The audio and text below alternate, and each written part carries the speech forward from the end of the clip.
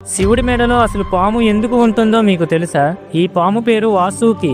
ఈ పాముని దేవతలు మరియు రాక్షసుల మధ్య సముద్ర మథనం జరిగినప్పుడు కొండను చిలికి అమృతాన్ని తీయడానికి ఉపయోగించారు. అలా వాసుకితో కొండను తిప్పినప్పుడు హాలాహలం అనే భయంకరమైన విషం సముద్రం నుండి బయటకు వచ్చింది. ఈ విషం బ్రహ్మాండాన్నే నాశనం చేయగలదు అని తెలుసుకున్న దేవతలు శివుడి దగ్గరకు వెళ్లి ఆ భయంకరమైన విషం నుండి బ్రహ్మాండాన్ని కాపాడమని మొరపెట్టుకుంటారు. శివుడు బ్రహ్మాండాన్ని రక్షించడానికి ఆ విషాన్ని తాగేస్తాడు. కానీ అది శివుడి గొంతులో దిగి శరీరంలోకి వెళ్తే శివుడికి చాలా ప్రమాదం అని తెలుసుకుని ఆ విషం ఆయన కంఠం నుండి కిందకు దిగకుండా పార్వతీదేవి శివుడి గొంతును గట్టిగా నొక్కి పట్టుకుంటుంది. కానీ పార్వతీదేవి అలా శివుడి కంఠాన్ని ఎక్కువసేపు పట్టుకుని ఉండలేదు కాబట్టి శివుడి పరమ భక్తుడైన వాసుకి, పరమేశ్వర, నేను మీ మెడను చుట్టి ఆ విషం కిందకు దిగకుండా ఆపుతాను, అంతేకాదు మీ మెడలో అలంకారంగా మీతోనే ఉండిపోతాను అని వేడుకుంటుంది.